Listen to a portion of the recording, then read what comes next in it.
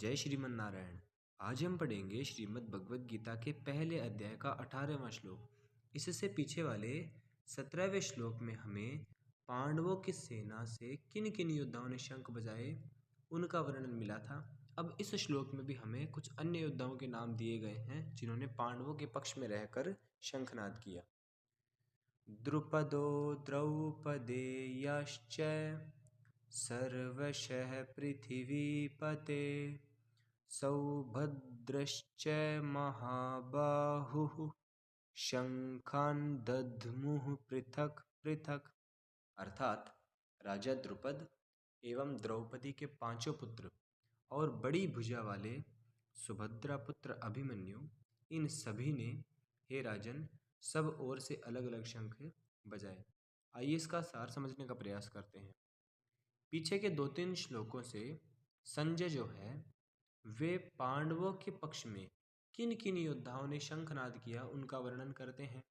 पहले उन्होंने भगवान श्री कृष्ण, अर्जुन और भीम के बारे में, फिर नकुल, युधिष्ठिर और सहदेव के बारे में, तथा फिर आगे अन्य अन्य योद्धाओं के नाम देकर हमें बताया कि पांडवों की सेना में किन किन ने शंखनाद किया।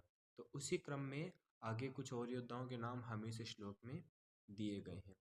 इनमें ये जो अभिमन्यु है ये काफ़ी महान योद्धा थे। अभिमन्यु अर्जुन के पुत्र थे और ये बड़े ही शूरवीर थे। युद्ध के समय इन्होंने द्रोण निर्मित चक्रव्यूह में घुसकर अपने पराक्रम से बहुत से वीरों का संहार किया।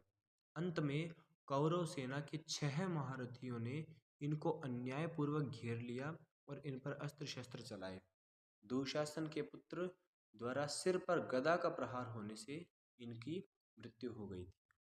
तो ये अभिमन्यु बड़े ही शूरवीर थे जिन्हें अन्यायपूर्वक कौरवों द्वारा मारा गया था।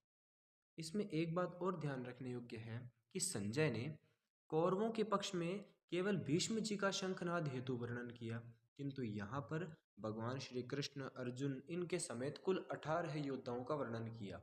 तो ऐसा इसलिए है क्योंकि संजय के मन में अधर्म अर्थात कौरवों के पक्ष के प्रति इतना आदर नहीं था, इसलिए वो उनके पक्ष का ज़्यादा गुणगान करने में भी रुचिकर नहीं थे। किंतु धर्म के पक्ष में संजय के मन में विशेष प्रेम था, विशेष आदर भाव था, इसलिए वे धर्म के पक्ष का विशेष गुणगान करते हैं और 18 योद्धाओं का नाम अलग अलग लेकर हमें बताते हैं कि इन सभी ने शंखनाद किया। तो ये था श्रीमद् भगवद गीता के पहले अध्याय का 18वां श्लोक। जय श्रीमन नारायण।